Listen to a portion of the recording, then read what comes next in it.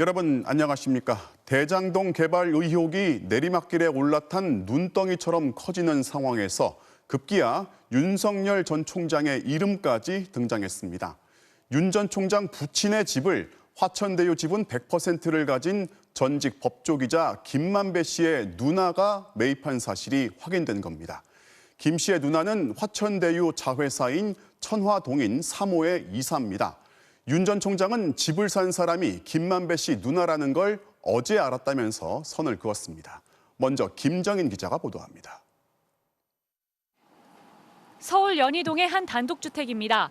윤석열 전 검찰총장의 부친인 윤기중 연세대 명예교수가 45년 동안 살다가 지난 2019년 4월 19억 원에 팔았습니다. 그런데 집을 산 사람이 대장동 개발 의혹의 핵심 인물인 화천대유 최대 주주 김만배 씨의 누나였습니다. 김 씨의 누나 역시 천화동인 3호 이사로 거액의 배당금을 챙겨 논란이 된 인물입니다. 매매 시점은 당시 서울중앙지검장이던 윤석열 전 총장이 차기 검찰총장 후보로 유력하게 거론되던 시점입니다. 주변 시세보다 싸게 거래됐다며 다운계약서 작성 의혹이 나왔고 애초에 돈의 성격이 의심된다는 주장까지 제기됐습니다. 윤 전 총장 측은 당시 고관절 수술을 받은 부친이 계단 없는 아파트로 이사하기 위해 시세보다 낮은 가격에 급매물로 내놓은 것이라며 당시 매입자의 신상에 대해 윤기중 교수는 몰랐다고 해명했습니다. 해당 부동산 거래를 도와준 중개업소도 당시 매입자가 다른 주택들까지 돌아본 뒤 조건에 맞는 윤 교수의 집을 고른 것이라고 설명했습니다. 사간 사람이 누군지도 우리는 모르고 중개사를 통해서 팔았기 때문에 중개료도 다 지급했고 김만배 씨의 누나라고 그래서 어제 처음 알았는데 그거에 대해서도 의혹이 있다 그러면 수사를 하면 되지 않겠습니까? 윤 전 총장 측은 매매 계약서와 중개 수수료 영수증, 통장 내역까지 공개하며 통상적인 거래라고 강조했고 화천대유 관계자가 윤 전 총장 부친 부동산을 사들인 건 우연일 뿐이라고 설명했습니다. MBC 뉴스 김정인입니다. 윤석열 전 총장은 법조기자 김만배 씨를 모를 수는 없다면서도 친분은 전혀 없다고 거리를 두었습니다. 그렇지만 여당은 물론이고 야당까지 의심의 눈길을 거두지 않고 있습니다. 홍준표, 유승민 후보는 로또 같은 이상한 거래, 법조 카르텔이라고 규정했습니다. 이어서 이호찬 기자입니다. 당장 국민의힘 대권 주자들이 의문을 제기하고 나섰습니다. 홍준표 후보는 여러 고위법조인들이 화천대유에 연루되고 유력한 검찰총장 후보의 부친 집도 사주는 이상한 행각의 연속이라며 이재명 게이트를 넘어 법조비리 게이트로 가고 있다고 목소리를 높였습니다. 로또처럼 그게 이상한 거래가 하나 터져버렸어요. 좀 기이하다. 이 정상적이지가 않다. 그럼 그 배경도 있을 거다. 유승민 후보 측도 이런 우연의 일치가 왜 하필 김만배와 윤 후보 사이에서 일어났냐며 화천대유 의혹에 대한 윤 후보 발언이 적은 이유가 법조 카르텔의 동조자이기 때문 아니냐고 공세를 폈습니다. 민주당은 보험인지 뇌물인지 알 수 없지만 고약한 냄새가 풍긴다며 빠른 수사를 통한 진실규명을 촉구했습니다. 중앙지검장 부친의 집을 화천대유 대주주 누나가 하필 딱 그 시기에 부동산 소개소를 통해 사들이는 이런 우연은 온 우주의 기운이 모여야 우연찮게 가능한 일이지 않을까 싶습니다. 법조기자 출신인 김만배 씨와 윤 후보가 형동생 하는 사이라는 주장도 나왔습니다. 이에 대해 윤 후보는 김 씨와 모르는 사이는 아니고 몇 년 전 상갓집에서 눈인사 정도로 했지만 친분은 전혀 없다고 강조했습니다. 모른다는 건 말이 안 되는 얘기고 법조에 있을 때도 내가 본 게 거의 한 9년, 10년 된 것 같습니다. 서로 그렇게 연락하고 만나는 그런 친분은 전혀 없기 때문에. 윤 후보 측은 의혹을 제기한 김의겸 의원과 열린공감TV에 대해 허위사실 유포 혐의 등으로 형사 고발하겠다고 밝혔습니다. 또 홍준표, 유승민 후보에 대해선 근거 없는 의혹의 편승에 가짜뉴스를 퍼뜨리고 있다고 비판했습니다. MBC 뉴스 이호찬입니다. 이 대장동 개발 의혹을 두고 여야의 공수는 갈수록 뒤바뀌는 양상인데요. 국민의힘은 대장동 사업의 설계자는 어디까지나 이재명 지사라면서 이재명 몸통론을 강조하고 있습니다. 이에 질세라 이 지사는 지금은 뭐든지 이재명이 했다고 한다면서 거친 표현으로 반박했습니다. 최경재 기자입니다. 빗속의 성남 대장동 현장을 둘러본 국민의힘 이준석 대표는 이재명 후보를 정조준했습니다. 대장동 사업을 설계한 이 후보가 특혜에 연루됐다면 부패고 몰랐다면 무능했다는 겁니다.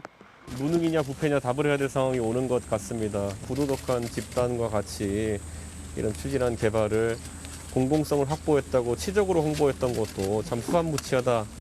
특검 도입을 강조한 이 대표는 설계자가 또 다른 기만수를 생각하기 전에 신속히 수사하라며 검찰을 압박했고 당내 특위는 경찰을 항의 방문했습니다. 경찰에 수사 의뢰를 한 지가 벌써 6개월이 되었습니다. 수사가 아주 지지부진하다. 사실상 수사 의지가 없다.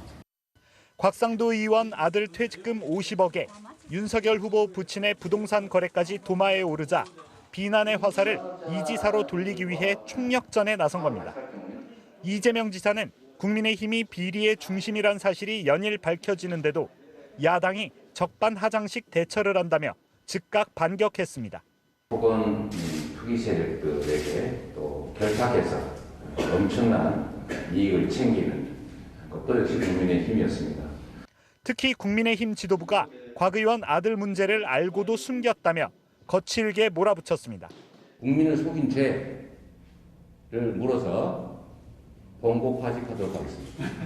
김기현 원내대표에게는 봉고파직에 더해서 저기 남극 지점에 위리안치를 명하고.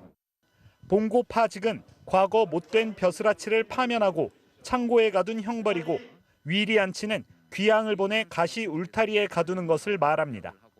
이에 이준석 대표는 이 지사의 추악한 가면을 확 찢어놓겠다며 반발하는 등 양측의 공방이 갈수록 거칠어지고 있습니다. MBC 뉴스 최경재입니다. 네, 국민의힘 이준석 대표 어제는 의원직 제명까지 언급하면서 곽상도 의원을 압박하더니 오늘은 공격의 칼끝을 여당으로 돌렸습니다. 그러자 여당에서는 곽상도 의원 제명의 불씨를 더 키우고 있습니다. 이 소식은 조명아 기자입니다. 화천대유로부터 아들이 50억 원의 퇴직금을 받은 곽상도 의원에 대해 국민의힘 이준석 대표가 의원직 제명을 거론하자 민주당 송영길 대표는 바로 환영의 뜻을 밝혔습니다. 곽상도 의원은 이미 의원직을 유지할 최소한의 도덕적 명분이 무너졌다며 이준석 대표가 국회 제명을 실행하겠다면 민주당도 마다하지 않겠다고 화답했습니다. 이준석 대표는 원내대표의 지시에서 우리 양당 원내대표가 합의해서 제명 처리를 할 수 있도록 구체적인 실천 조치를 취해 줄 것을 바라겠습니다. 민주당이 적극적으로 맞장구를 쳤지만 정작 국민의힘 이준석 대표는 입장이 미묘하게 달라졌습니다. 퇴직금 50억이 열심히 노력한 대가라거나 산재 때문이라는 곽 의원의 해명은 여전히 불충분하다면서도 제명 절차 착수에는 머뭇거리는 모습을 보였습니다. 수사 결과를 지켜보자고 했다가 민주당도 특검과 국정조사를 받아야 한다며 조건과 단서를 붙였습니다. 어차피 제명안이라는 것도 여야 합의로 처리해야 되는 것이고 그리고 특검과 그리고 국정조사 같은 경우에도 여야 합의가 필요한 사안입니다.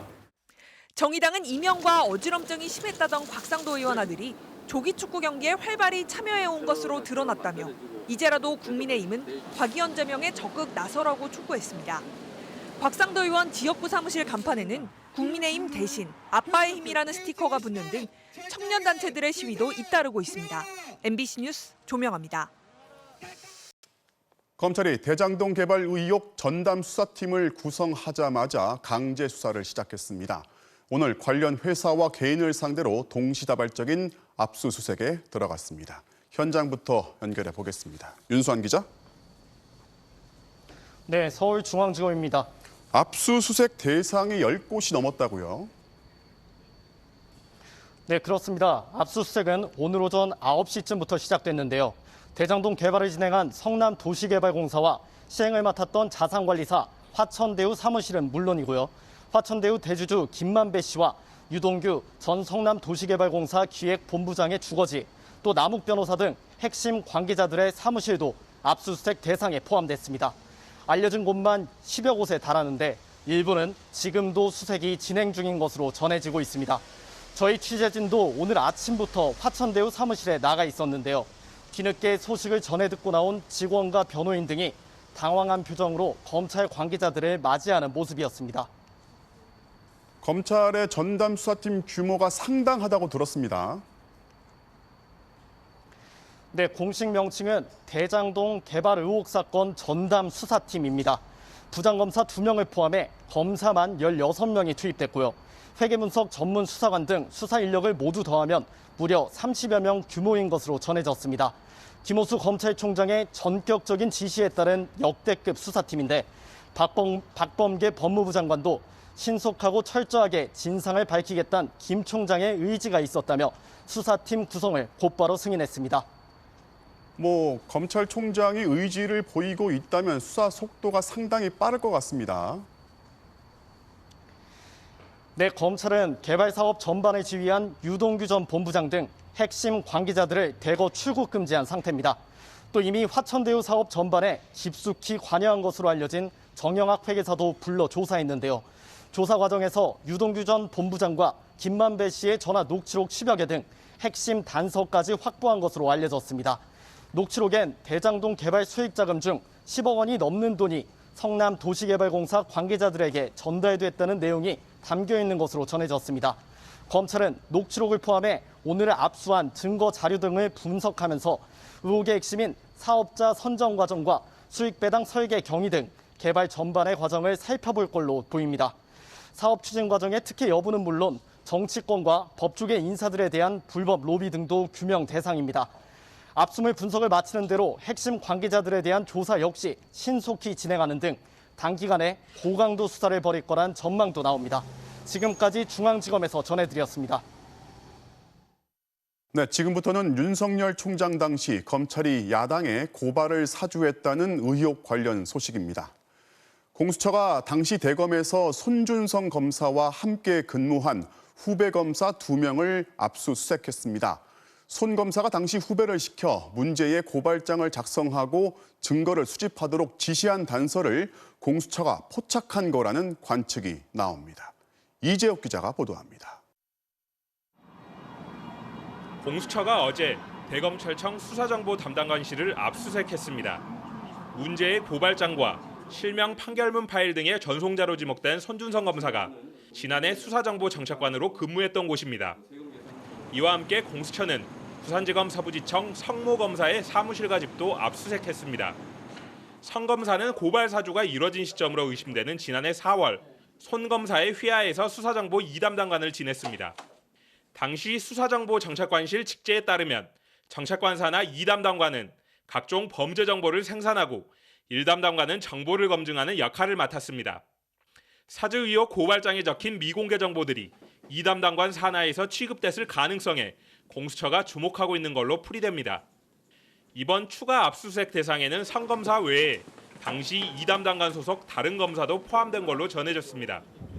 이에 따라 공수처가 손준성 검사의 휴대전화 등 이미 확보한 압수물을 통해 고발장 작성자나 유통 경로의 단서를 포착한 것 아니냐는 관측이 나오고 있습니다. 의혹이 불거진 이후 손 검사는 자신이 고발장을 쓰거나 김웅 의원에게 보내지 않았다고 줄곧 부인하고 있습니다. 더욱이 당시 차장검사급 간부였던 손 검사가 고발장 작성과 전송을 직접 맡지 않았을 가능성도 배제하기 어려운 상황입니다. 법원이 추가로 압수수색 영장을 발부한 만큼 손 검사의 하급자들 가운데 연루 혐의를 받는 제3의 인물이 등장했을 가능성이 높습니다. 공수처는 추가 압수물 분석을 통해 고발장 작성 주체와 전송 경로 등을 구체화하는 대로 조만간 손준성 검사를 불러 조사할 전망입니다. 이 과정에서 이른바 윗선 개입 정황 등이 드러날 경우 대선 일정 등을 고려해 윤석열 전 검찰총장에 대한 직접 조사도 서두를 것으로 보입니다. MBC 뉴스 이재욱입니다. 이 와중에 장모 최모 씨가 은행 잔고증명서를 위조했다는 사건을 두고 윤석열 총장 당시 대검이 최 씨는 무죄라는 취지로 방어하기 위해 작성했다는 변호 문건이 새롭게 등장했습니다. 만약 대검이 작성한 게 맞다면 일선 검찰이 이 사건을 수사하고 재판까지 넘겼는데 검찰 최고 조직에서는 반대로 최 씨를 변호하기 위해 움직였다는 겁니다. 양수연 기자가 보도합니다. 오늘 한 언론이 보도한 석장 분량의 문건. 윤석열 전 검찰총장이 재직하던 지난해 3월 대검찰청이 작성한 걸로 알려졌습니다. 문서 양식도 별다르지 않은 데다 제목도 없지만 내용은 예사롭지 않습니다.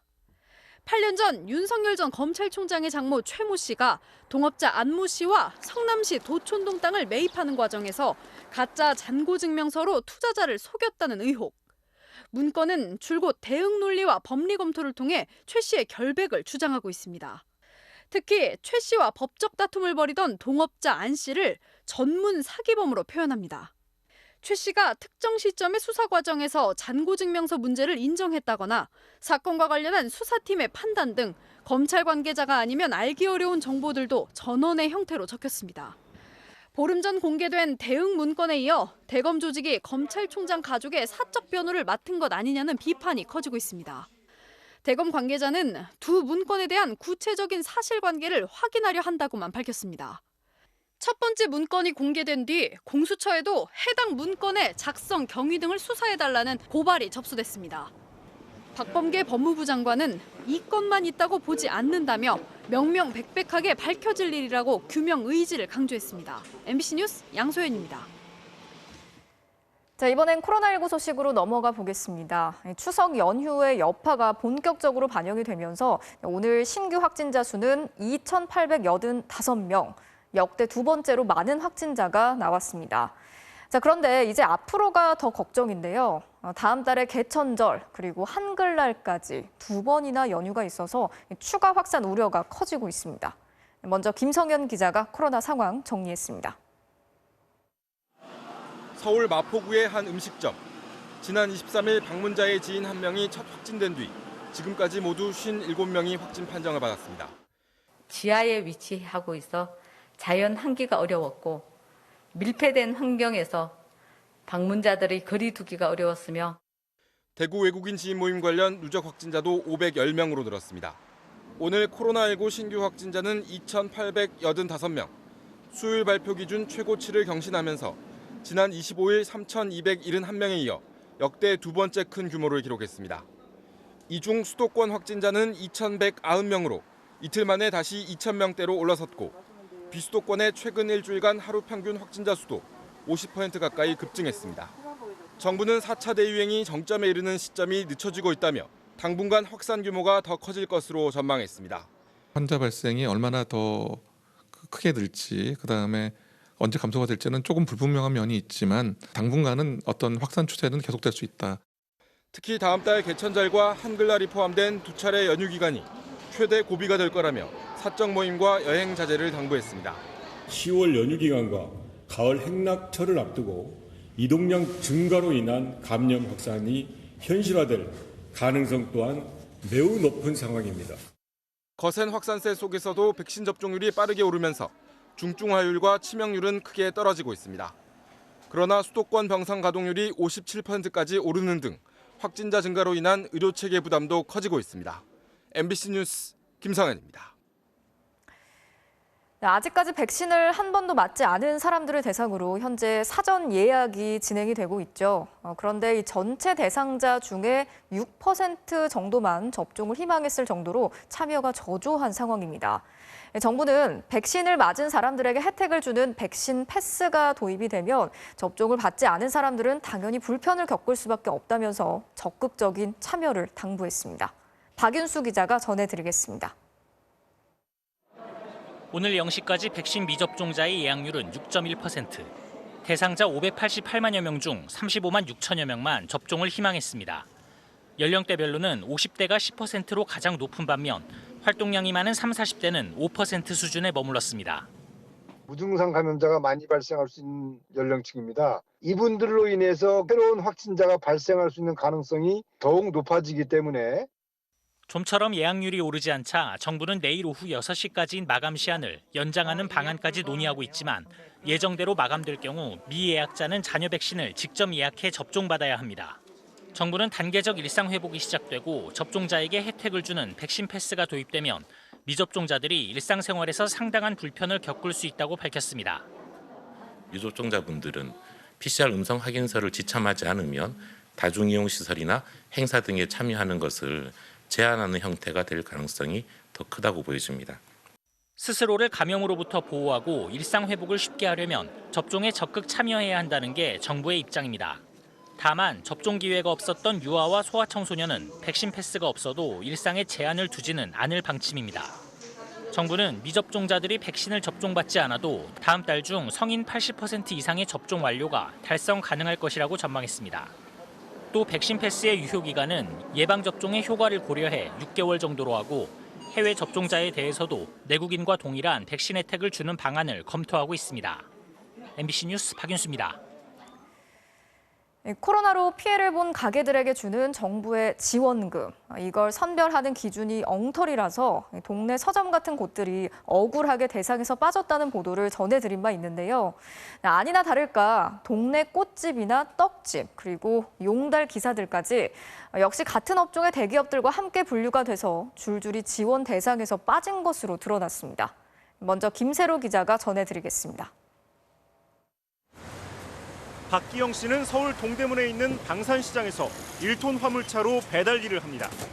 코로나로 시장 손님이 줄면서 박 씨의 일감도 뚝 끊겼습니다. 배달 건수 한두 건을 채우기 어려운 날도 많습니다. 코로나 전보다 수입이 30% 줄었습니다. 80만 원 정도 수입을 올려가지고 기름값 빼고 오일 갈고 뭐 이러다 보면 한 순수입이 한 120만 원 정도 되지 않나. 그런데 이번 지원 대상에서 제외됐습니다. 박 씨가 하는 트럭 배달은 국세청 업종 분류상 용달 화물자동차 운송업입니다. 이 업종은 통째로 지원 대상에서 빠졌습니다. 지원 대상이 되려면 업종 평균 매출이 10% 이상 줄어들어야 하는데 이 업종은 매출이 줄지 않은 겁니다. 왜 그랬을까?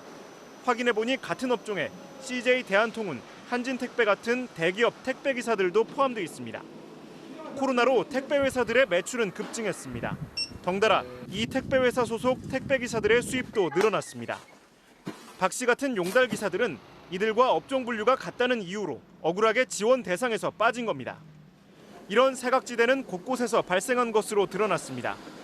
동네 서점들의 매출이 크게 줄었지만 예스24 같은 대형 온라인 서점과 같은 업종으로 분류돼 통째로 지원 대상에서 빠졌습니다. 동네 꽃집들도 입학식, 졸업식이 모두 안 열리면서 힘들어졌지만 역시 온라인 화환 배송업체와 업종이 같다는 이유로 빠졌습니다. 뭐 행사가 없고 하니까 나가는 게 없고 개업집 같은데 이사 같은데 해야 되는데 개업집 다 지금 문 닫는데요. 허달잖아요. 나가는 게 전혀 없어요. 정부는 11월까지 이의 신청을 받겠다고 밝혔습니다. 하지만 이런 선별 기준 자체를 바꿀 계획은 없다고 밝혔습니다. MBC 뉴스 김세로입니다. 똑같이 위기를 겪고 있는데 동네 빵집은 지원을 받고 동네 떡집은 지원을 받지 못하는 상황도 있습니다. 이렇게 비상식적인 사각지대가 곳곳에서 발생을 한 건 정부가 재정을 아끼려다가 벌어진 일인데요. 폭넓게 지원을 하겠다더니 결국은 이런저런 기준을 만들어서 걸러냈고 그마저도 엉터리였습니다. 이어서 이정은 기자가 취재했습니다. 새 희망 자금, 버팀목 자금, 버팀목 자금 플러스 그리고 희망 회복 자금. 이름은 조금씩 다르지만 모두 코로나로 피해를 입은 소상공인들에게 정부가 지급한 지원금들입니다. 처음에는 코로나 전보다 매출이 줄기만 하면 업종 가리지 않고 100만 원씩 줬습니다. 그런데 이번엔 달랐습니다. 경영 위기 업종만 따로 골라냈습니다. 업종 평균 매출이 10% 이상 줄어든 업종만 골라 그중에서도 매출이 줄어든 가게들만 주기로 한 겁니다. 매출이 감소하고 좀 더 어려움을 겪으신 분들한테 좀 더 이제 좀 두텁게 드리기 위해서 이렇게. 하지만 업종 분류는 지원 대상을 고르는 기준으로 삼기에는 적합하지 않은 것으로 드러났습니다. 예를 들어 동네 빵집들은 지원을 받는데 동네 떡집들은 제외됐습니다. 떡집은 국세청 분류 코드에서 떡류 제조업으로 돼 있는데 이 업종에는 대규모 떡 공장들도 함께 포함돼 있습니다. 이런 떡볶이 떡 제조 공장들은 코로나로 밀키트 판매가 폭증하면서 오히려 매출이 늘어난 것으로 추정됩니다. 손님이 뚝 끊긴 동네 떡집들과 성격이 다른 겁니다. 옛날에는 뭐 돌 하면은 이제 뭐 답례 같은 거 해주려고 그런 게 좀 있었는데 전혀 없어졌죠. 지금 따지면 한 반 정도 날 것 같은데. 사각지대는 다음 달 8일 시작되는 손실보상에서도 발생합니다. 정부가 직접 영업 제한을 명령한 업종만 보상하고 영업 제한을 당한 거나 다름없는 2차 피해 업종들은 보상을 전혀 해주지 않습니다. 야구 같은 경우는 9명이 해야 되고 축구는 11명이 해야 되잖아요. 인원 제한 때문에 이제 그 피해를 본 업종들이 있습니다. 사각지대가 생긴 건 정부가 재정을 아끼려고 지원 대상을 이런저런 기준으로 너무 좁혔기 때문입니다. 다른 나라들은 달랐습니다. 지난해 독일은 매출이 70% 이상 줄어든 가게에 임대료와 인건비의 90%, 한 달 최대 6,700만 원까지 지원했습니다. 일본은 자발적으로 휴업할 경우 하루 최대 100만 원을 보상했습니다. 일단은 망하지 않고 버티게 해주자는 취지입니다. MBC 뉴스 이정은입니다. 북한이 어제 새벽에 발사한 미사일은 음속의 5배 속도로 날아가는 신형 극초음속 미사일이라고 밝혔습니다. 하지만 우리 군에서는 기술의 수준이 높지 않다면서 크게 평가하지는 않았습니다. 북한이 이번 달에만 신형 무기를 3번째 선보이고 있는데요. 그 의도가 뭔지 손영 기자가 분석합니다. 육중한 발사체 아래로 화염이 뿜어져 나옵니다. 탄도 부분엔 작은 날개가 달려 있습니다.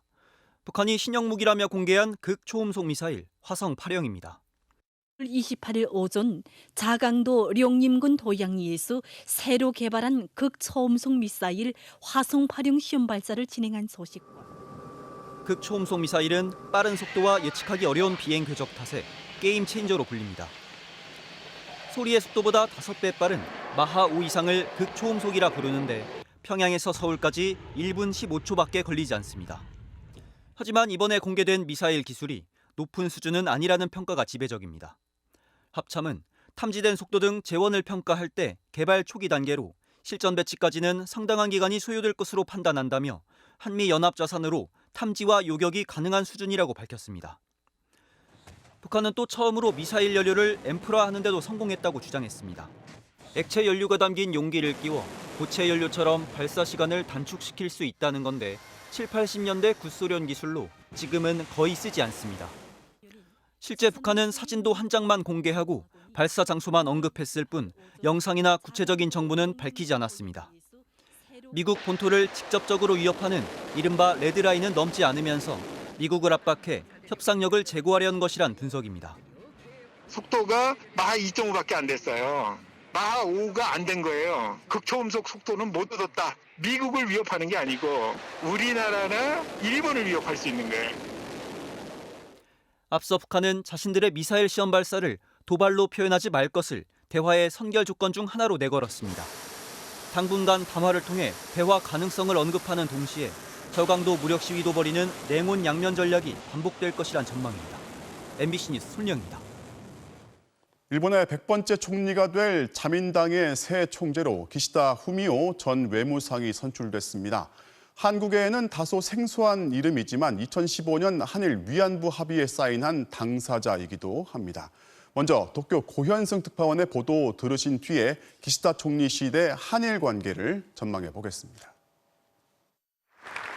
기시다 후미오 전 외무상은 고노다로 행정개혁상과 결선까지 가는 접전 끝에 당선됐습니다. 전체 429표 가운데 기시다는 과반이 넘는 257표를 얻어 87표 차로 고노를 제쳤습니다. 1차 투표에선 기시다가 256표, 고노가 255표로 단 한 표 차이였습니다. 하지만 과반 득표자가 없어 결선을 치렀고 1차 투표에서 다카이치 사나에 전 총무상을 지지했던 의원들의 표가 기시다로 흡수되면서 격차가 벌어진 겁니다. 기시다 후미오 군을 유민주당総裁に決定いたしました. 당선 직후 기시다는 우선 코로나 방역 대책과 침체된 경제 회복을 언급했습니다. コロナ対策必死の覚悟で努力を続けていかなければなりません。数十兆規模の経済対策年末までにしっかりと作り上げなければなりません. 또 자민당의 개혁과 함께 분배에 방점을 둔 경제 정책을 강조했습니다. 의원 내각제인 일본에선 집권당 총재가 총리를 맡습니다. 이에 따라 기시다 자민당 신임 총재는 다음 달 4일 임시국회에서 일본의 100대 총리에 오르게 됩니다. 지난해 9월 취임한 스가 총리는 코로나19 방역 실패에다 무리한 도쿄올림픽 강행에 발목이 잡혀 1년 만에 단명 총리로 물러나게 됐습니다. 기시다 총재는 자민당 내 다수파이면서도 비교적 온건하다는 평가를 받습니다. 새로운 총리 이후 한일 관계는 어떻게 될지 도쿄를 연결해 알아보겠습니다. 고특파원, 일단 선거 결과가요, 여론조사하고는 많이 다른 것 같습니다. 그렇습니다. 국민 여론조사엔 줄곧 고노 행정개혁상이 압도적인 1위였습니다. 하지만 결국 자민당 내 파벌의 벽을 넘지 못했는데요.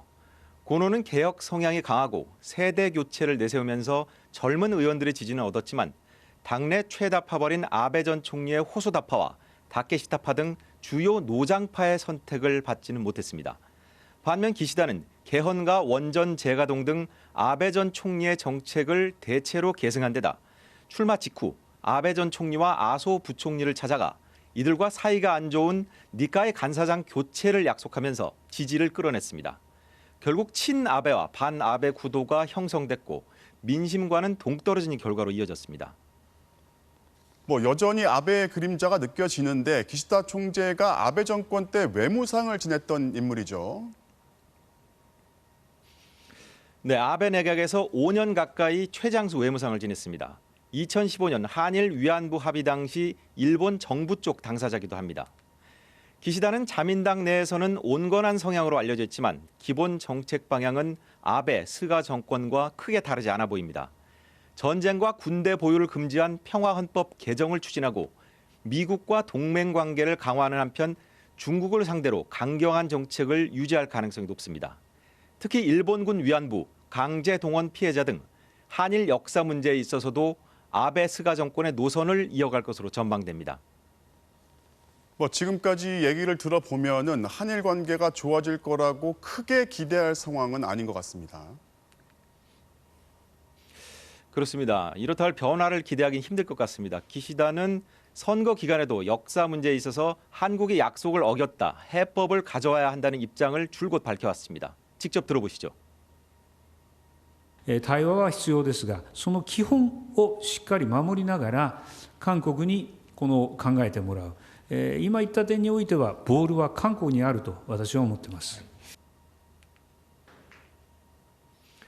다만 한국과의 안보 협력 등 한일 관계의 중요성을 강조해온 인물이기도 해서 정상회담 대화 가능성은 주목할 만해 보입니다. 지금까지 도쿄에서 전해드렸습니다. 민주당 경선의 마지막 승부가 될 수도 있는 2차 선거인단 투표가 오늘 시작되면서 후보들의 행보도 바빠졌습니다. 국민의힘 후보들은 네 번째 TV 토론을 벌였는데 이번에는 북핵 대응 방식을 두고 충돌했습니다. 신수아 기자가 보도합니다. 오늘부터 시작된 민주당 2차 선거인단 투표는 전체 투표의 3분의 2 시점에 진행돼 결선 여부를 가를 결정적인 승부처입니다. 이재명 후보는 이번 대선은 기득권 적폐 세력과의 마지막 승부라며 과감히 개혁을 선택하는 이재명이라야 이길 수 있다고 말했습니다. 반드시 이 나라를 바르게 만들기 위해서는 부동산 투기, 토금 비리를 원천봉쇄해야 되겠다. 이번 투표에 명운을 건 이낙연 후보는 기적을 만들어달라고 했고 캠프 의원들도 청렴하고 유능한 이낙연 후보 지지를 호소했습니다.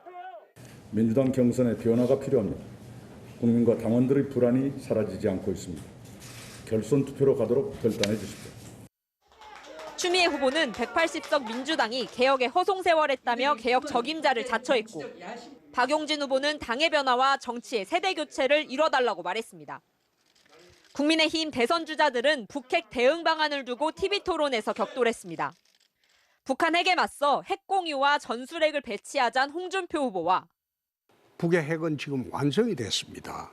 이젠 핵 균형으로 이를 돌파할 때라고 저는 생각합니다. 비현실적이란 윤석열 후보가 엇갈렸습니다. 북한에도 핵 보유를 사실상 인정해주는 꼴이 되고 미국 정부도 동의하지 않습니다. 원희룡 후보는 홍준표식 핵공유 사이다를 마시면 한국이 결단난다고 비판했고 핵공유니 핵 배치니 하는데 그게 결국 미군 핵 다 배치하겠다는 거거든요. 한국에서 그거 무너뜨리면 전 세계가 무너지는데 주겠냐. 유승민 후보 측은 윤석열 후보가 일주일 전엔 유사시 미국 핵무기 배치를 요구하겠다고 했었다며 안보 기조가 오락가락해도 되냐고 쏘아붙였습니다.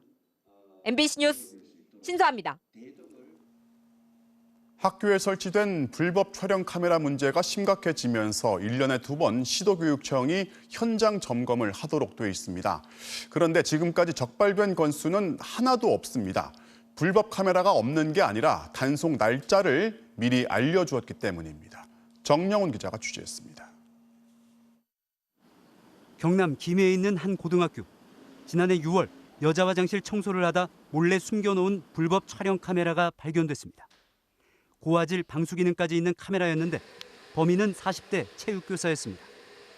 서울에 있는 이 고등학교 화장실에서도 지난 5월 교사가 설치한 불법 카메라가 발견돼 해당 교사가 구속됐습니다.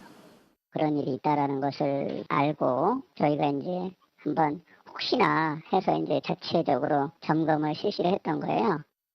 학교 안에서의 불법 카메라 촬영이 잇따르자 교육부는 지난해부터 매년 2차례 각 시도교육청이 직접 현장을 점검하도록 했지만 지금껏 적발된 사례는 단 한 건도 없었습니다. 다 이유가 있었습니다. 한 교육청이 일선 학교에 보낸 공문, 보안이 지켜져야 할 현장 점검 날짜와 대상 학교가 명시돼 있습니다. 점검 날짜는 7월 1일부터. 그런데 공문은 일주일 전인 6월 24일에 보냈습니다. 미리 일정을 공유해 각 학교별로 날짜를 조율할 수 있도록 해놓은 곳도 있습니다. 공문에는 불시 점검이라고 해놓고 점검 날짜를 첨부하기도 했습니다. 불시 점검이 아닌 사실상 예고 점검으로 불법 촬영 카메라를 설치했던 범인에게 카메라를 제거할 수 있는 시간을 준 셈입니다. 교육부는 이 같은 실태를 잘 알면서도 별다른 조치를 취하지 않았습니다. 학생들 안전이나 이런 문제 때문에 사전에 공문을 하달하지 않고 교육청이 학교를 찾아가게 되면 학부모들의 민원이 또 엄청 있을 거예요. 자신들을 범죄자 취급한다는 교사들의 반발에 밀려 불시 점검을 포기한 곳도 있습니다. 일정 시간을 미리 알려주면은 그 사이에 몰카를 설치했던 그런 선생님이나 또 학생 또는 교직원들은 또 그것을 그 날짜에 맞춰서 또 원상 복귀하니까 실효성 있는 그런 점검이 될 수가 없죠. 최근에는 코로나 감염 예방을 이유로 외부 업체 점검마저 사실상 막혀 학교 안 불법 카메라에 대한 우려가 커지고 있습니다. MBC 뉴스 정영훈입니다. 작년 한 해 동안에만 458명의 건설 노동자들이 현장에서 목숨을 잃었습니다. 하루 평균 1.3명. 어제도 오늘도 누군가 떨어지고 깔리고 숨졌을 거란 이야기입니다. 이런 현실을 개선하자면서 건설 노동자들이 공사 발주처까지 책임을 묻는 건설안전특별법을 통과시켜달라고 촉구했습니다. 정혜인 기자가 취재했습니다. 지난달 충남 천안의 아파트 공사 현장. 철근 11개를 세우는 작업 중이던 60대 노동자가 4m 높이 작업대에서 떨어져 숨졌습니다. 말씀하신 게 마지막 작업이었다고 하더라고요, 그날에. 안정장치 이런 것도 없고요. 다 열악하다. 목숨 걸고 일을 하는 거다. 너무 마음이 아팠어요. 이틀 뒤 인천 부평의 아파트 현장에서도 30대 노동자가 타워 크레인 아래로 추락했습니다. 어제 경기도 하남의 빌라 신축 현장에서도 엘리베이터 설치 작업 중이던 60대 노동자가 4층 높이에서 떨어졌습니다. 안전모드 없이 혼자 작업하다가 미끄러진 건데 현장에는 안전 책임자조차 없었습니다. 의식이 없고 환자가 1층으로 낙상한 상태, 심정지 추정돼 있거든요. 검은 리본을 두른 안전모와 흙 묻은 작업화. 국회 앞에 숨진 건설 노동자들의 혼을 달래는 간이분향소가 차려졌습니다. 작년 한 해 숨진 건설 노동자는 모두 458명. 하루 평균 1.3명이 숨졌습니다. 건설 노동자들은 공사 기한에 쫓겨 안전조치에 소홀해지는 게 근본 원인이라고 지목합니다. 따라서 시공사가 안전관리를 책임지고 발주처는 충분한 시간과 비용을 보장하도록 발주처 책임까지도 명시한 건설안전특별법이 절실하다고 목소리를 높였습니다. 공사 종료할 때까지 모든 기간에 거쳐서 공사 진행의 위수가 아니라 안전을 가장 중심으로 모든 공사를 진행을 하라는 것이 바로 건설안전특별법의 가장 핵심입니다. 노동자들이 요구하는 건설안전특별법은 작년 9월 발의돼 국회에 계류돼 있습니다. 1년 만에 어제 처음 열린 공청회에선 중대재해기업처벌법과 중복된다는 반대 의견이 나오면서 법안 처리는 여전히 불투명합니다. MBC 뉴스 정인입니다. 최근 파인시티 인허가와 관련한 허위 발언으로 검찰에 송치된 오세훈 서울시장.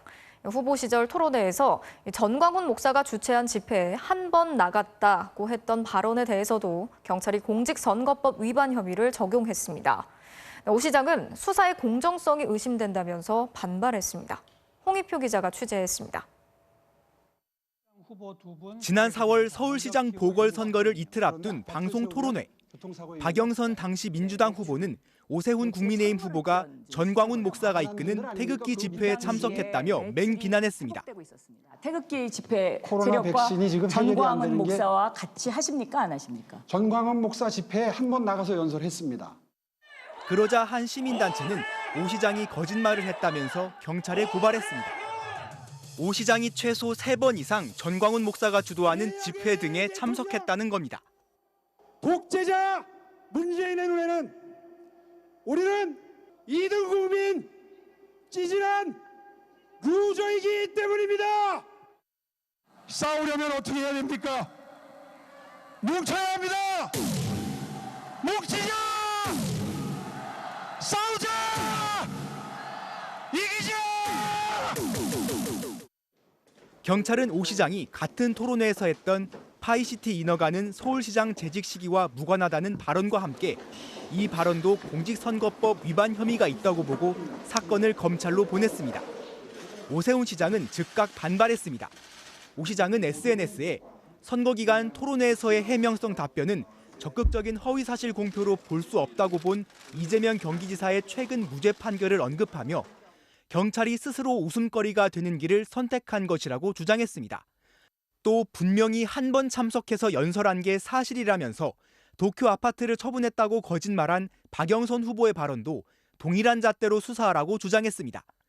MBC 뉴스 홍익표입니다. 택시 기사들이 승객들에게 무차별적으로 폭행을 당하고 심지어 숨지기까지 하는 사건이 이어지면서 서울시가 대책을 내놨습니다. 택시 기사들이 신고를 쉽게 할 수 있도록 카드 결제 단말기에 신고 버튼을 만들고 운전석에 설치하는 보호벽도 늘리기로 했습니다. 고재민 기자가 취재했습니다. 지난 5월 도로 한가운데 택시기사가 쓰러져 있고 한 남성이 기사를 무차별적으로 폭행합니다. 자신이 택시에서 구토를 하자 기사가 기분 나쁘게 말했다며 차 안에서부터 때린 걸로 전해졌습니다. 택시기사는 머리를 크게 다쳐 뇌수술을 2번이나 했고 지금도 입원 중입니다. 한 달 넘어서 깨어난 걸로 알고 있어요. 지금 사람은 알아보는데 말을 못하는 거야. 사과는 안 했다는 걸로 저도 알고 있어요. 지난 4월엔 뒷자리 젊은 남성이 갑자기 택시기사 목을 조릅니다. 70대 택시기사는 발버둥을 치다 의식을 잃었고 갈비뼈가 4개나 부러졌습니다. 밤엔 일 안 해요, 제가. 자꾸 그게 떠오르고 무서워서 사람이 이렇게 타면은 방긋하면 그냥 죽어서 그래요. 이렇게 승객에게 폭행을 당한 택시기사가 전체의 74%에 달한다는 통계도 있습니다. 택시기사 폭행 피해에 서울시가 대책을 내놨습니다. 경찰 신고를 쉽게 할 수 있도록 카드 결제 단말기에 신고 버튼을 만들기로 했습니다. 그때 이제 조금 당황했어요. 제가 이제 뒤에서 자꾸 움직이고 들어오니까 단말기 되면 이제 이게 속도가 마음에 빠르잖아요. 운전석과 뒷자리를 분리하는 투명 보호벽도 설치를 늘릴 계획입니다. 승객들이 요금을 결제할 때 불편하지 않게 기존 보호벽보다 구멍을 키우고 기사들이 후방을 보는데도 지장이 없도록 빛이 덜 반사되는 재질로 바꾸기로 했습니다. 서울시는 연말까지 택시 500대에 보호벽 설치를 지원하고 카드 결제기 신고 서비스는 올해 안에 시작할 예정입니다. MBC 뉴스 고재민입니다. 제주에서 만취한 차량 운전자가 신호 대기 중이던 승용차를 들이받았는데 알고 보니까 현직 경찰관이었습니다. 사고를 낸 뒤 현장을 빠져나가려 했다는 목격자들의 진술까지 나왔는데요. 최근 경찰관들이 잇따라 음주 단속에 적발이 되면서 비판이 커지고 있습니다. 이 소식은 박혜진 기자가 취재했습니다. 제주시 도로변의 한 편의점 앞. 담소를 나누던 손님들이 벌떡 일어서고 배달기사도 놀라 도로에서 시선을 떼지 못합니다. 어제 저녁 8시 반쯤 제주시 도평동의 한 도로에서 SUV 차량 한 대가 앞 차량을 들이받았습니다. 연쇄 추돌 사고로 이어지면서 피해 차량 2대에 타고 있던 운전자와 2살 아기 등 4명이 부상을 입었습니다. 뒤에 분이 그냥 와가지고 박았어요. 내려서 보니까 누가 봐도 술 드신 분이었고. 사고를 낸 운전자는 제주 서부경찰서 소속 모 파출소에서 근무 중인 현직 경찰이었습니다. 경찰은 만취 상태로 차량을 몰다 신호 대기 중이던 승용차를 들이받았습니다. 사고 당시 이 경찰 혈중 알코올 농도는 면허 취소에 해당하는 0.192%로 사고 뒤 현장을 빠져나가려 했다는 목격자 진술까지 나왔습니다. 차 사고 나면 내려가지고 괜찮냐고 해야 되잖아요. 네. 그게 아니고 후진해가지고 도망가려고 하는지 뭐 하는지 모르겠지만 하여튼 후진을 해가지고. 지난 월요일에도 같은 경찰서 소속 순경이 음주 단속에 적발됐다가 수치가 단속 기준에 미치지 않아 풀려났고 지난달 6일 밤에는 제주경찰청 소속 경위가 술을 마시고 운전하다 주차된 차량을 들이받았습니다.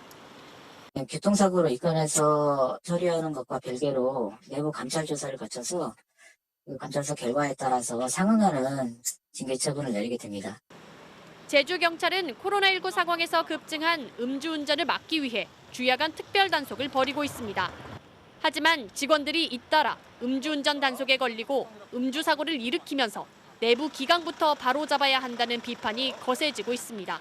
MBC 뉴스 박혜진입니다. 고속도로를 달리다 보면 아주 잠깐 통과를 하는데도 통행료를 내야 하는 구간을 지날 때가 있죠. 특히 자주 이용하는 길에 이런 곳이 있다면 부담이 적지 않을 텐데요. 확인을 해봤더니 10km 미만을 주행해도 통행료를 내야 하는 곳이 전국에 400곳 가까이 됐습니다. 손하늘 기자가 현장 취재했습니다. 경기 김포의 고속도로. 김포 나들목에 들어서자마자 요금소가 나와 곧장 빠져나가도 900원을 내야 다른 지역으로 갈 수 있습니다. 그런데 경기도 시흥부터 계속 달려 일산까지 24km를 주행해도 똑같이 900원입니다. 올라타자마자 바로 이제 나가는 부분인데 그 부분에 대해서 통행료를 낸다는 거는 좀 문제가 있고요. 경기 안산 주민들도 처지가 비슷합니다. 인접시군으로 가려면 영동과 서해안 고속도로를 각각 1분씩 1.4km와 2.2km만 이용해도 1,200원을 내야 합니다. 따로따로 받는 경우가 많이 있어서 고객으로서는 좀 불편을 끼칠 때가 굉장히 좀 많이 있습니다. 이런 초단거리 통행료 구간은 특히 수도권 서남부 지역에 집중돼 있습니다. 제가 지금 경기 군포에서 이 고속도로에 올라왔는데 인접한 경기 의왕 시내까지 가려면 가장 빠르고 또 가장 짧은 경로입니다. 이 경로를 따라 1분을 가는데 얼마를 내야 하는 건지 저기 바로 출구 표지판이 보이는데 저 출구를 따라서 바로 나가 보겠습니다. 요금 1,000원이 결제되었습니다. 전국의 고속도로는 통행료 1,000원을 내면 평균 20km를 갈 수 있습니다. 그런데 전수조사 결과 그 절반도 안 가서 통행료를 내는 곳이 전국에 393곳, 5km 이내에서 돈을 내는 곳도 74곳에 달합니다. 한국도로공사는 고속도로는 장거리 이용객을 위한 시설이고 통행료는 건설비 회수를 위한 일종의 기본요금이라고 해명했습니다. 하지만 시민들에겐 부담인 것도 사실입니다. 경기도 일산에 사는 이상필 씨. 집에서 인천 청라의 거래처까지 19km 구간을 자주 오고 갑니다. 그런데 민자고속도로 사이 한국도로공사가 운영하는 수도권 제1순환 고속도로 8.5km 구간을 지날 때도 통행료 900원을 내야 합니다. 뭐 내라고 있으니까 내긴 내는데 그건 내는 게 맞는 건지 좀 의문이 들긴 해요. 도로공사가 단거리 구간에서 50% 할인제를 시행하고는 있지만 새벽과 늦은 밤이어서 혜택 보는 운전자는 많지 않습니다. 일반 도로로 가면 되는데 시간서부터 지체되는 것부터 변호사무도 많고 그러니까 거의 고속도로를 타요. 그러니까 부담스러운 거죠. 생계형으로 이용하는 분들이 거리는 짧지만 필수적으로 이용할 수 있는 그런 구간들이 있습니다. 할인율의 폭이나 또 시간대를 좀 늘릴 필요가 있고요. 도로공사는 당초 올해부터 새벽 단거리 통행료 할인도 폐지하려 했지만 논란이 되자 계획을 재검토하기로 했습니다. MBC 뉴스 손하늘입니다. 화성 외국인 보호소에서 손, 발을 뒤로 묶는 이른바 새우 꺾기 같은 가혹행위가 벌어졌다는 소식을 어제 전해드렸는데 법무부가 전격 현장 조사에 나섰습니다. 해당 외국인이 지나치게 과격했다면서 보호소의 조치를 옹호했는데 시민단체들은 보호소가 더 이상 보호가 아니라 감금을 하는 곳이 돼버린 게 문제라고 반박했습니다. 김건휘 기자가 취재했습니다. 보호 외국인이라 쓰인 옷을 입은 남성. 두 팔과 다리는 등 뒤로 묶였고 머리도 보호구에 씌워진 채 괴로워합니다. 외국인 보호소에서 새우 꺾기 자세로 불리는 가혹행위가 있었다는 폭로가 나오자 법무부가 즉각 현장 조사에 착수했습니다. 법무부는 보호장비 규정을 보완하는 등 후속 조치를 취하겠다면서도 보호소의 조치가 불가피했다고 밝혔습니다. 해당 모로코인이 6개월 동안 시설을 부수고 수시로 자해를 했다며 증거자료도 공개했습니다. 이런 난동 행위를 하고 자해를 하거나 침해한 거는 이분이 처음입니다. 포박을 사용한 것도 처음입니다. 하지만 시민단체들은 외국인 보호소가 이름과 달리 감옥처럼 운영되는 게 문제라고 비판했습니다. 휴대전화도 사용할 수 없고 의료 지원이 열악한 것은 물론 방마다 쇠창살이 쳐져 있고 독방에 가두기도 한다는 겁니다. 화성 외국인 보호소는 화성 관타나모로 불려도 이상하지 않습니다. 하루빨리 이따위 시설이 없는 세상이 되어서 이런 활동도 그만두고 싶습니다. 폭력 사태가 있을 때의 대응 지침도 제대로 공개되지 않고 있다고 비판했습니다. 이 보호소는 2년 전에도 외국인이 점호 때 박수를 쳤다는 이유로 손발에 수갑을 채웠다가 인권위로부터 고문방지 협약에 어긋날 소지가 있고 인간 존엄을 침해했다는 지적을 받았습니다. 국내에는 3개의 외국인 보호소 등 24곳의 보호시설에서 930여 명이 출국 전 보호라는 명목으로 수용돼 있습니다. MBC 뉴스 김건희입니다. 북아프리카 라팔마 섬의 화산에서 용암 분출이 일주일 넘게 이어지면서 이제 바다로까지 흘러내렸습니다. 바닷물과 용암이 만나면서 인체에 치명적인 유독가스가 나오고 있어서 해안가 주민들에게 긴급 대피령이 내려졌습니다. 임소정 기자가 전해드리겠습니다. 끝없이 뿜어져 나오는 시뻘건 용암. 산등성이를 따라 흘러내린 용암이 바다와 만나자 짙은 연기가 피어오릅니다. 북아프리카 서쪽 스페인령 라팔마 섬에서 화산 폭발이 시작된 지 9일 만에 용암이 바다까지 도달한 겁니다. 용암이 지나갈 것으로 예상되는 지역에 긴급 대피령이 내려졌고 불과 하루 전까지 해수욕을 즐기던 관광객과 주민들은 급히 대피했습니다.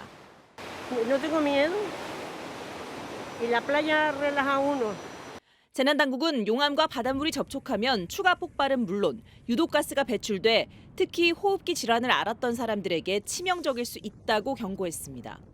주민들에게 실내에 머무르도록 당부했습니다. 화산 폭발로 인한 인명피해는 아직 보고되지 않았지만 지금까지 580여 채의 건물과 도로 21km가 파괴됐고 7,000명 가까운 이재민이 발생했습니다. 300헥타르에 가까운 농지가 화산재에 뒤덮여 주요 산업인 바나나 농사도 큰 피해를 입었습니다.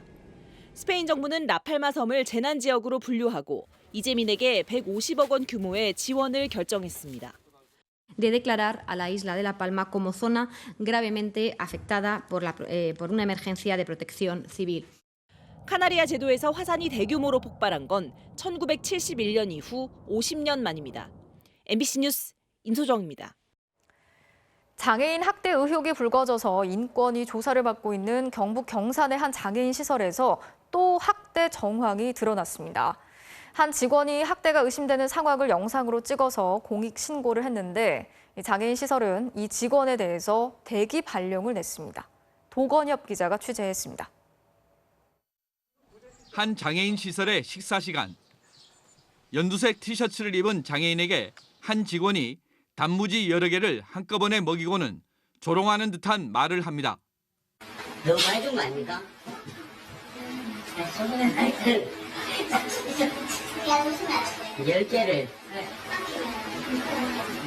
지난해 12월에 찍힌 영상에서는 직원과 함께 화장실에 들어간 장애인이 안에서 비명을 지르며 울음을 터뜨립니다.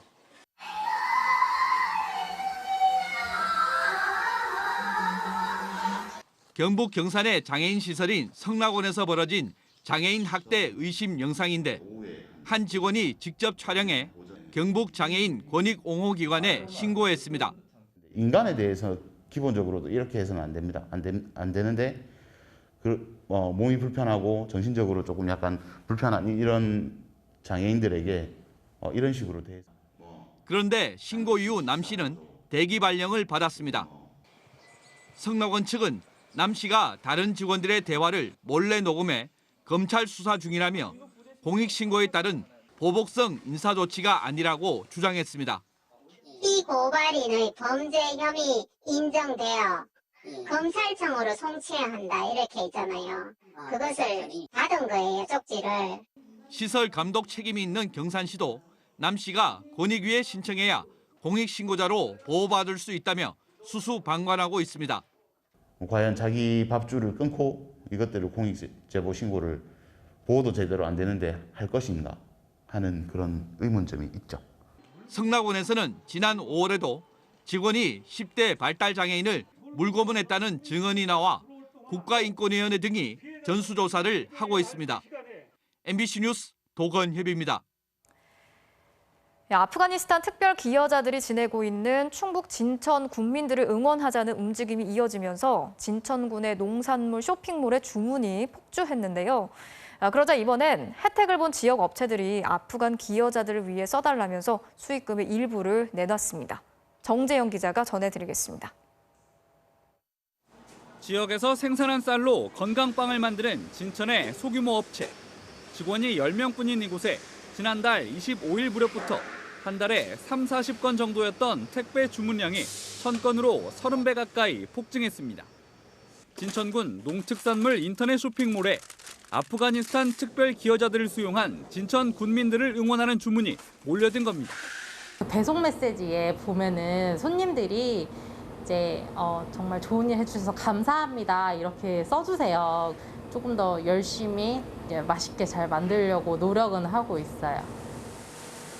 쌀을 도정해 판매하는 영농조합도 월 매출이 10배나 오르는 등 진천몰 입점업체 대부분이 혜택을 입었습니다. 아프간인 수용 결정 이후 한 달여 동안 월 평균 1000여 건이었던 주문이 4배 가까이 늘어 4,600건을 넘었습니다. 이번엔 이른바 돈줄이 단단히 난 지역 업체들의 차례. 매출 증가폭이 큰 업체 3곳이 아프간 기여자들을 위해 써달라며 수익금을 떼 300만 원을 기부했습니다. 기부금은 대한적십자사를 통해 아프간인들이 진천을 떠날 때 현금으로 지급될 예정입니다.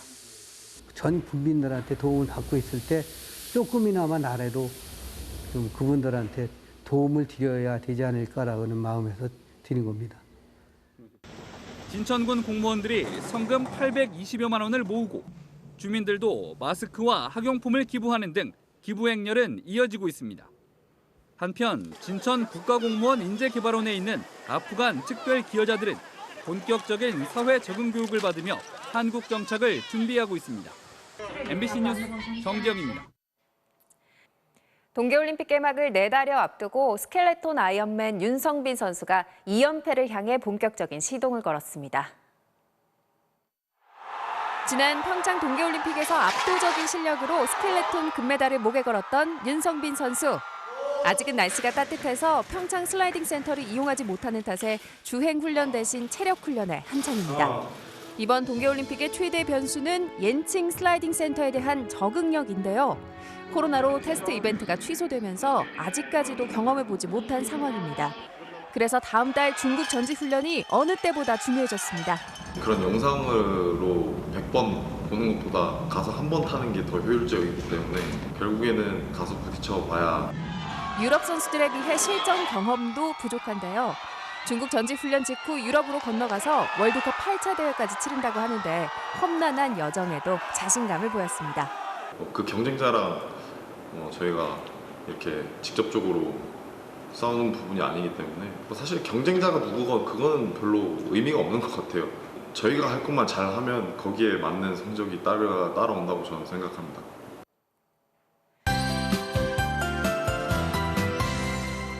종일 그칠 듯 말 듯 가을비가 이어지고 있습니다. 현재 서울은 비가 그쳤습니다. 하지만 강한 비구름이 남동쪽으로 이동을 해나가면서 창원을 비롯한 경남 남해안을 중심으로 시간당 20mm 안팎의 세찬 비가 계속되고 있는데요. 이 비는 내일 오전까지 더 이어지겠고요. 특히 남해안을 중심으로는 많게는 100mm가 넘는 많은 비가 집중되겠습니다. 내일 출근길 중부지방에 계신 분들은 짙은 안개를 조심하셔야겠습니다. 비가 내려서 대기가 습한 가운데 밤 사이에 사이에는 기온이 떨어지면서 가시거리가 최소 50m까지 좁혀지겠습니다.